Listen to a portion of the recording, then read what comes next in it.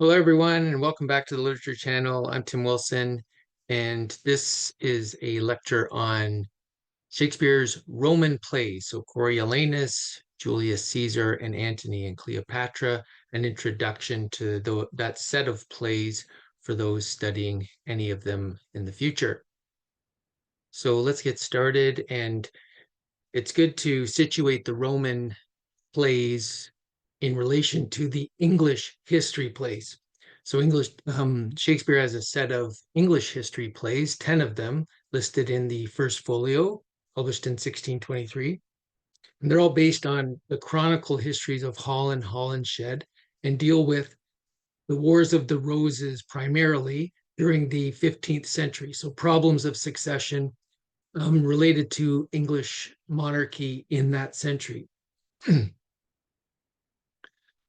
Now, in addition to the English histories, we can also isolate a set of plays dealing with Rome and think of them as Shakespeare's Roman histories. Although that was not set off as a distinct genre in the first folio, where we only have comedies, histories, and tragedies, we can think of that as a distinct subset. The Roman plays are listed under the tragedies, but they all deal with similar themes to the histories. They're all based on historical chronicles, in this case, the chronicles written by Plutarch. And they focus on the rise and fall of the Roman Republic and the beginning of the Roman Empire. Here we see listed on the left the English histories in the order of the subject matter, not in the order of composition. Similarly, on the right, we can see the three Roman histories, starting with Coriolanus, if we're talking about the chronological order of the subject matter, Julius Caesar, and then Antony and Cleopatra. Just to note that Titus Andronicus is also set in Rome, but would not really be considered a Roman history in the sense that it's not based on Plutarch's histories. It's based on more fictional legends and does not deal with the same political themes concerning the rise and fall of the Roman Republic. So the English histories occupy a place between the comedies and tragedies, both in terms of the placement in the first folio. So the comedies come first, then the histories, then the tragedies in the first folio, but also in terms of the logic of the genres. And the next slide kind of explains a bit what I mean by that. I'll also point out, I'll put a link in the description, but I have another lecture on an introduction to the English history plays that goes into this in a bit more detail. But in terms of the parts of soul, if we think of Plato's three-part soul, the desiring part, so eros, driven by eros, the part that struggles for honor, the thumotic aspect of the soul, as well as the part of the soul that is reasoning and searches for wisdom. Those three parts seem to be, let's say, given dominant shape in each of the genres respectively. And we can see in most of the comedies, almost all of the comedies, what we have is the erotic attraction of two young lovers who need to go off into a green world away from society to pursue their love because of problems in the community, in the city that banned them from being together. They are resolved at the end and brought back into the city, are able to renew the city, but their erotic attraction, rather than being kind of natural and chaotic, is brought within social institutes of marriage. And in the histories, we see, let's say, it's all within the realm of the community of the political.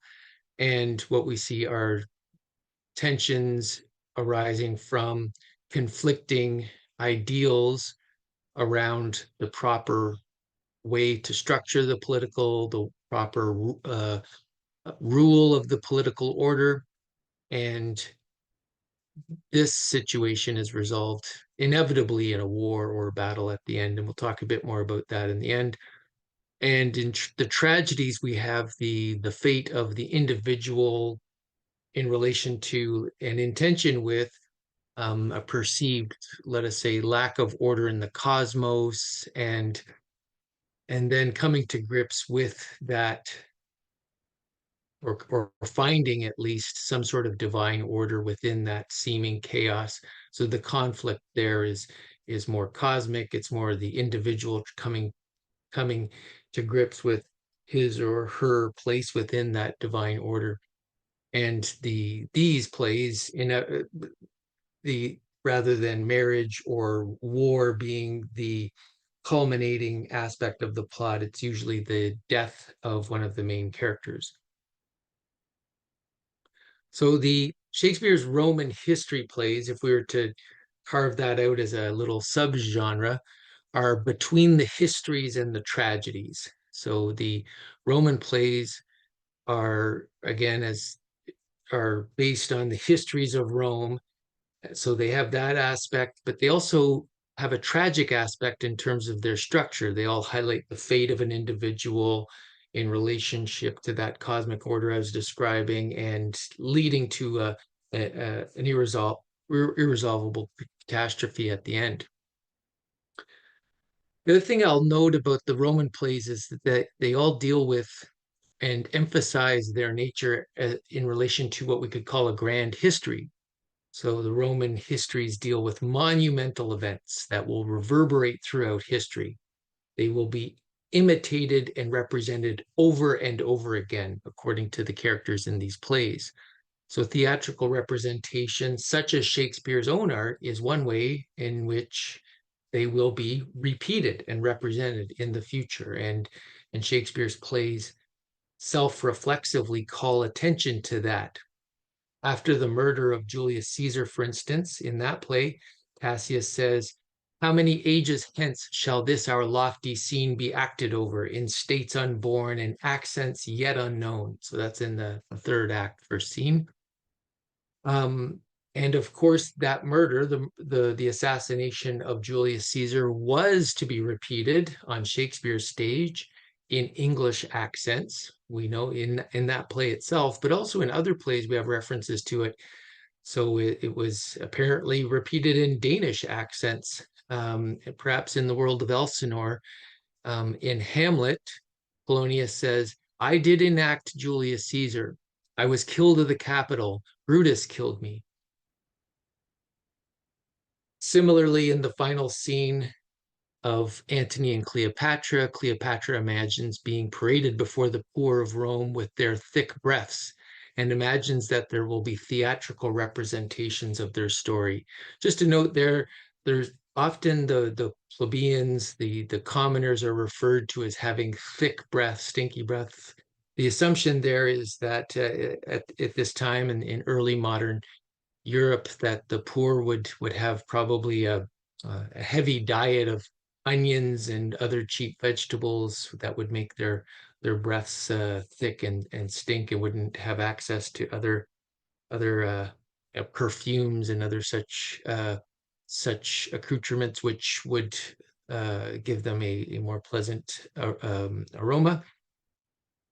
So Cleopatra continues on as she's imagining the theatrical representations of their story. She says that the quick comedians extemporally will stage us and present our Alexandrian revels.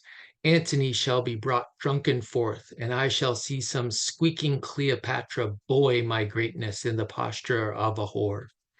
So Shakespeare, and I'll just point out in the last couple lines there, is referring to the convention that we mentioned in the introduction to Shakespearean drama, that boy actors would play the parts of the female characters at this time.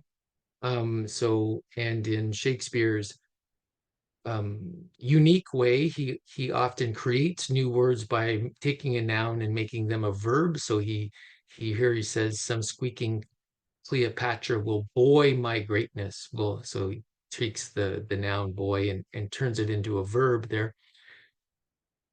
So we should note, however, we saw this referred to in Julius Caesar and Antony and Cleopatra, the fact that these scenes, they expect that the future shall represent them again, that there will be theatrical representations of these great scenes again in the future. However, Coriolanus, there's no such looking forward to theatrical representations of those scenes for whatever reason. I don't have a good theory, and if you do have a good theory, let me know in the comments. It's good to have a sense of the overall history of Rome. So say the 1,000 years of Roman history that stretch from the founding of the city in 753 before the Common Era till the end of at least the Western Empire, with the fall of Rome in 476 of the Common Era. So if you look at, I like to just think of it in three simple, large sequences of time. The first 250 years or so, Rome was a monarchy. They were ruled by a series of 7 different kings, and according to the legend, it ends with the rape of Lucretia by the Tarquin, the ruler at the time, which sparked this rape sparks a rebellion by Roman nobles at the time, led by Brutus, a different Brutus than the one that assassinated Julius Caesar 500 years later. And then we can think of a period, probably the high point of Rome, of almost 500 years where it was a republic. And the republican form of government was seen at the time, and especially towards the waning, as it was beginning to say disintegrate and give way to an empire. It was seen as the ideal form of government, and historically afterwards, of course, especially during the Renaissance, people would look back to Rome and the Roman Republic and try to figure out, okay, what was the secret recipe that they had there that enabled them to have such a successful political regime. They were able to conquer the known world. They were able to endure for hundreds of years with that regime. And early on, Polybius notes that what made this model work was that they had a mixed regime. And we'll talk a bit about that later in the lecture. And then the last 450 years or so, till 27 BCE to 476 BCE, Rome is an empire. After the victory at Actium, Octavian becomes the de facto sole ruler of Rome, and Battle of Actium was 31, and then 27 is another date in terms of his becoming consul for life. So there you have it, 3 basic periods in their history to keep in mind. Now, Shakespeare writes at about 2 crucial moments in this history. He writes the rape of Lucrece, on the rape of Lucretia that we talked about. So that's a long narrative poem.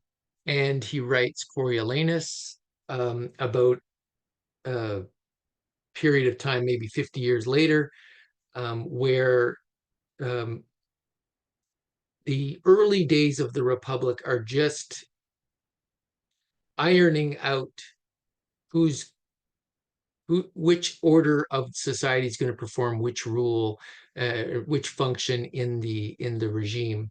So in Coriolanus, this dramatizes the establishment of the tribunate function within the early Roman Republic. So he has a long narrative poem, The Rape of Lucrece, and Coriolanus, about these early days and the forming of the Republic.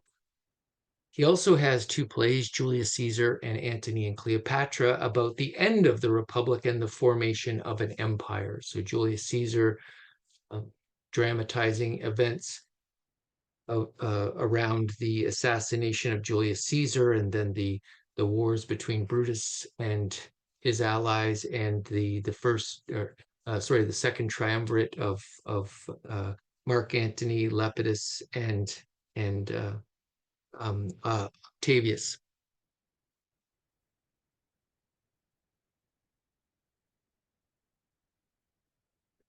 So, for whatever reason, Shakespeare's Roman plays do not present Rome in its glory days under the Republic. They show the messy growing pains at the birth of the Republic in Coriolanus, and they show the end of the Republic in the birth of the Empire. War and history. So I mentioned briefly that with the histories, what resolves the plot, what is the what is the key function at the end of the plays generally is war or battle, and this is common to both the English and the Roman histories. They're punctuated by battles and war more predominantly than the other genres. Battles generally punctuate the action and resolve the plots at the end. Coriolanus, again, is the notable exception here. It's actually a reversal of this. Here, the battle occurs in the first act, and the resolution of the plot in the fifth act is an aversion of a battle.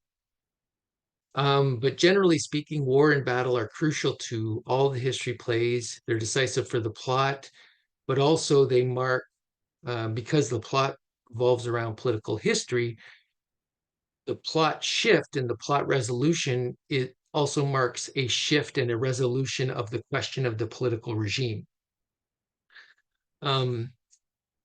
However, so these battles are incredibly important. However, as the chorus in Henry V tells us, it's impossible to represent the action of a battle on a small stage. So the chorus says, can this cockpit hold the vasty fields of France? So how do you depict this huge battle with thousands of participants over a large field on a small stage? So what we get in Shakespeare as a direct representation of war most often is an auditory indication that it's happening off stage or that it's happening around the stage. So there's a stage direction in the text that will be called alarum, or the spelling could be modernized to alarm. So the term literally means two arms. It comes from the Italian alla armi, and the stage direction indicates to the company that they should have sounds off stage indicating drums, bells, trumpets that are calling the soldiers to arms, and that will be the representation that that's happening. You can see in the diagram on the side that the English histories and the Roman histories have by far the most examples of these stage directions in the first folio. The comedies almost never represent a battle. So here on the right, you can see another indication of this by genre, the alarm stage direction in each play, but this time average per play as opposed to total across all the genres. Average per play in the comedies, it's only 0.1, and it only occurs in one play, All's Well That Ends Well. And even here, the alarm is not that of an actual battle. It's a ruse to expose a character as cowardly and disloyal. The tragedies contain references to war, more so than the comedies, but again, the war or battle is only directly related to the tragic climax in the cases of Macbeth and Troilus and Cressida. So we have in the 8 tragedies that are not also Roman histories, there's only the following instances of alarm that can be found: King Lear, Macbeth, and Troilus and Cressida. So I want to talk a bit about what we could call the rediscovery of the classical horizon. So Shakespeare's turning to Rome for his subject matter, and this turning to Rome, turning to the classics is, of course, a hallmark of the Renaissance, and really speaks to one of the main, say, points of departure of Renaissance artists. So we could say that the greatness of the Renaissance, the rebirth of the classics, lies in its rediscovery of the artistic, political, and philosophical achievements of the ancient Greeks and Romans. So the rediscovery entails an insight into the fact that while human nature and its problems are eternal, there are distinct possibilities for humanity's highest endeavors thwarted in different ages. So they realized that they could look to another age and maybe under different conditions, although human nature is eternal and the same, that human nature might produce different types of creative achievements under different conditions. And they wanted to turn to the classics. And in this case, ancient Rome provided the highest example of political achievement.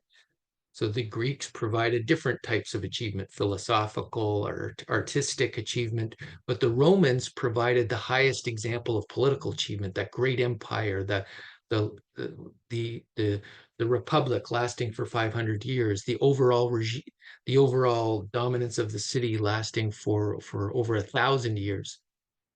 So in Rome, we see what's possible when the entirety of human energies are directed and channeled into achieving greatness in the political realm.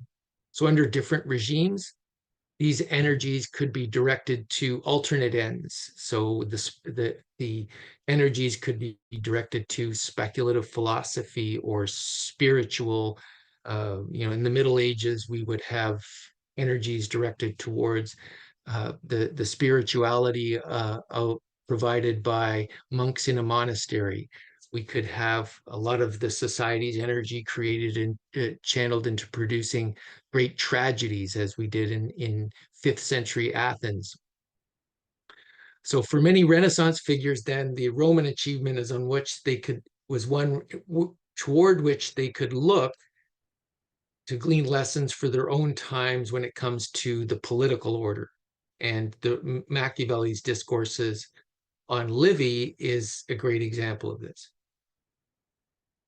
So Shakespeare turned to the Romans for insights on the distinct possibilities for human achievement within various regimes, on political regimes, through the study of Plutarch, Livy, and Machiavelli.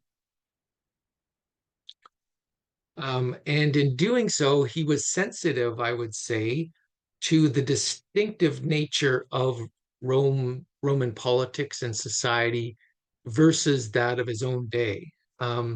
So I would disagree with Samuel Johnson and Goethe, for instance, who claimed that Shakespeare's Romans are simply Elizabethan Englishmen dressed up in togas. So they're saying that he projected, let's say, the sentiments of his own time onto the Romans. I would disagree with that, and I would agree. And this is a point made by Paul Cantor very well. And we could say that while Shakespeare presents a few anachronistic details, such as a clock striking or caps on the heads of working men, his presentation of the overall worldview of the Romans in his plays is faithful to their political world and their religious context. So he's aware of the key institutions that constitute Republican Rome, and he presents his Romans always within their pagan context without the shadings of a Christian value system. And in Shakespeare's Rome, for instance, all of the characters' aspirations and highest goals are directed to the realm of the political. We don't see in the Roman plays metaphysical or theological speculation of a Hamlet, of a Lear, of a Macbeth. Those characters are products of a later Christianizing element that allows them to think about a transcendent realm beyond the political. We can contrast Shakespeare's attempt to be faithful to the world as it disclosed itself for the classical authors. We can contrast that with Chaucer's treatment of ancient Greek world in Troilus and Cressida. So he brings the Greek world and portrays it within the medieval Christian framework. So at the end of Troilus and Cressida, the narrator describes the movement of Troilus' soul after his death to the eighth sphere of heaven, where he is able to hear the music of the spheres. And he describes how Troilus looked back down on earth, and in himself he laughed right at the woe of them that wept in for his death so fast, and dampened all our woe. Work that followeth so the blind lust, the which that may not last, and should in all our heart on heaven cast. So I don't want to minimize the work of Chaucer. He's remains the father of English poetry. However, in distinction to this, we should point out that Shakespeare's Roman characters' hearts, none of them are on heaven cast. They're all focused on the political. An example of this is the treatment of suicide in Shakespeare's plays. So, um, in there's the treatment of them in the context of the Roman plays versus those in the Christian context. In Hamlet, for instance, in the Christian world of Denmark, Shakespeare presents characters who understand that killing oneself is a grave sin. It's a sin because it arises out of deep, deep despair, as opposed to faith and hope one is supposed to find in Christ. It also signals a demonic pride in the sense that the human will is master of one's life, its beginning and end, as opposed to divine providence. So Hamlet, for instance, contemplates suicide on several occasions and laments that God has, quote, fixed his canon against self-slaughter. Similarly, in that play, Horatio, as he contemplates killing himself in order to follow his dying comrade at the end of the play, he has to deny his Christian Danish identity in order to take up the possibility seriously. He has to call himself, quote, more an antique Roman than a Dane. Macbeth, unlike Horatio, eschews suicide, but uses similar terms. He says, why should I play the Roman fool and die on mine own sword?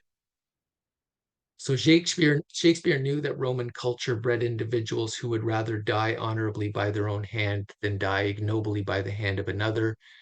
So in the Roman plays, in contrast to those set in Christian commonwealths, they're punctuated with several notable suicides: Brutus, Portia, Cassius in Julius Caesar, Mark Antony, Cleopatra, and Charmian in Antony. In Antony and Cleopatra. While no suicides occur in Coriolanus, Menenius comments on how his Roman readiness to commit suicide instills courage. He says, he that hath a will to die by himself fears it not from another. Also, Volumnia threatens suicide, telling Coriolanus, thou shalt no sooner march to assault thy country than to tread, thou trust to it, thou shalt not, on thy mother's womb. I want to talk now a bit about the regime. So we talked about the Republican regime of Rome and how that's seen as a model in later ages. It's a mixed regime, and what does that mean? So all of Shakespeare's plays deal with politics in some way and the regime. However, the histories, including the Roman histories, do so in a more specific and targeted way. And what Shakespeare really shows is the type of individual that arises and is possible under certain types of political constitution or regime. So this term, the regime, is based on the ancient Greek, what we see in Plato, who has a dialogue whose title is basically the regime, politeia, often translated as the Republic. And in Aristotle as well, Aristotle defines the regime as an arrangement of a city with respect to its offices, particularly the one that has authority over all matters. One that has authority in the city is everywhere the governing body, and the governing body is the regime. So it's the basic formative power and structure and way of being of the political order. It goes beyond, it's deeper and than laws, let us say, or a written constitution. It has to do with its very character. The regime is the form that shapes and gives character to the individual members of the community. Aristotle uses the example of a chorus. Chorus can be tragic or comic, even though the individual human members are the same by the form of the drama. So in modern representative government, we feel government should reflect the values or opinions of those they rule. So we feel that government should take its character from the individuals out of which it arises. In other words, that the whole should be defined by the parts. This is the exact opposite of the ancient view of how whole and parts work. Um, So in terms of the part and the whole, Aristotle's, again, the most definitive discussion of this here in his Metaphysics. In the case of all things which have several parts and in which the totality is not, as it were, a mere heap, the whole is something besides the part. So the whole is beyond, is more than the sum of the parts, we say, is a quick expression of this. So um, a heap of sand is just a sum of parts. So the parts are each grain of sand. Pile of sand is nothing more than just a heap of the parts. In this case, it's just a sum of the parts. But a organic body, for instance, is more than the sum of the parts. If you take the parts individually and throw them together, they won't breathe, they won't live, they won't grow, they won't reproduce. It has an extra formative character that gives it an identity beyond the actual parts. So too with the community. So the city, the political order, is a compound entity, a whole that is made up of parts, but the whole is more than the sum of the parts. The identity of the city is related to its parts, in this case, the parts being citizens. But what qualifies a person for citizenship is um, is the actual regime. It's the form of the whole that determines who's going to be ruling. So in terms of if the regime is an oligarchy, it determines which parts are going to have a determinative function. So the few that rule, that type of thing. So too with a monarchy versus a democracy. In each case, it's going to give shape to and define which parts, which citizens participate in the whole, how they participate. So it is the whole which um, the whole is related to the parts, but the nature of the parts which participate in the whole are determined by the form of the whole. So there's a classical republicanism and there's a rebirth of the ideals of classical republicanism in Italy in the early years of the Renaissance, and so too in Tudor England.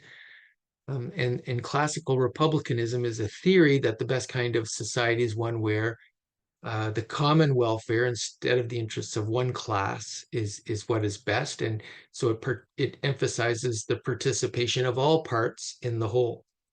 So in a classical republic, according to this theory, citizens are supposed to work cooperatively to achieve a common welfare rather than personal or selfish interests. And defining features of this classical republic are it's defined by civic virtue. Um, Citizens are expected to participate fully in their government and promote the common welfare. And we can contrast this with modern republicanism or modern liberal republicanism, where individuals are left free to devote themselves to their own selfish personal interests, and that will have good effects just will be produced out of individual, good common effects will be produced out of individual greed. So in contrast to that, the vita activa, the active life of common, of participating in the political sphere was was cultivated in the ancient world. So the classical republic is also based on uh, a moral education that was based on a civic religion. Classical republic assumed a small uniform community and felt that it wouldn't be able to withstand a great deal of diversity, that it would have to be kind of a united uh, small community of like-minded uh, individuals. For Shakespeare, it seems, what he emphasizes in all of the plays, especially in the Roman plays, I would say, is that people are too diverse for this ideal to work. So even an individual contains, and this is a quote from Antony and Cleopatra, infinite variety. So there's an infinite variety of types of individual, that we're never going to have this kind of uniformity of direction and uh, benevolent will to the common order. The other defining feature of the classical republic is that as this mixed regime, combining elements of monarchy with the consulate, aristocracy with the Senate, and democracy with the tribunate. So in his Roman plays, he shows the types of the type and essence of the regime under the Republic and the Empire. We see the rise of the Roman Republic and the honor-seeking individual in Coriolanus. We see the end of the Republic with individuals outpacing their peers in Julius Caesar, and we see the beginnings of the Roman Empire with individuals driven by passions, either kind of physical desire or a desire to transcend the political in Antony and Cleopatra.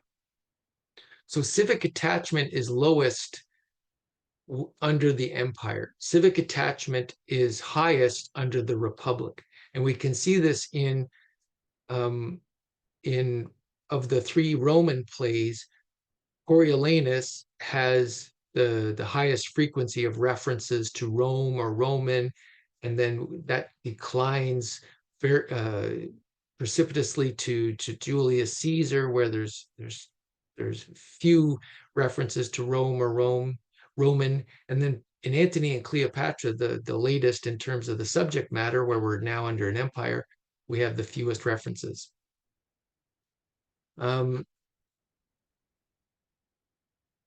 So I'll stop here by summarizing what I think we could say about the histories, both Roman and English, with respect to reflecting back on what Shakespeare could have been thinking, what these lessons are for his own time, his own English regime. I think he shows in the English histories what happens with English monarchy under weak versus strong, and and I say good versus bad in terms of their concern for the public good or morality. Okay, so we see in Richard II a weak king, good in the sense that somehow concerned for the public good, but weak. So what that inevitably leads to is usurpation and civil war.